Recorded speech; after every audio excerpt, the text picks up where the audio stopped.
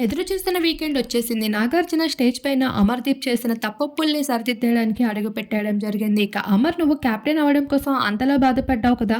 మరి నీకేమైనా దానికి ఫలితం దక్కిందా అంటే, ఏ ఫలితం దక్కలేదు సార్. ఉన్నదే పోయింది అంటాడు.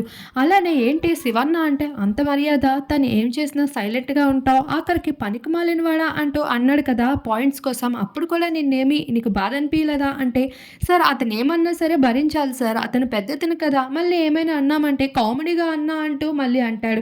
అతనికి కోపమొస్తే మిగతా వాళ్ళు కూడా అలుగుతారు నా మీద. ఎందుకు అవన్నీ లేనిపోని తలనొప్పులు అని మొత్తానికి సైలెంట్‌గా ఉంటాను అంటూ అమరైతే చెప్పడం జరుగుతుంది.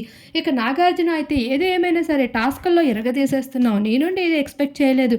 మా 'బిగ్ బాస్' యాజమాన్యం సైతం నిన్ను చూస్తుంటే సంబరపడుతుందయ్యా. నీ అంత యాక్టివ్‌నెస్ మళ్ళీ తర్వాత పల్లవి ప్రశాంత్‌లోనే చూస్తున్నాం. ఇప్పుడు అర్జున్ కూడా సాధించేశాడు అంటూ ప్రశంసిస్తూ కనిపించేశారు.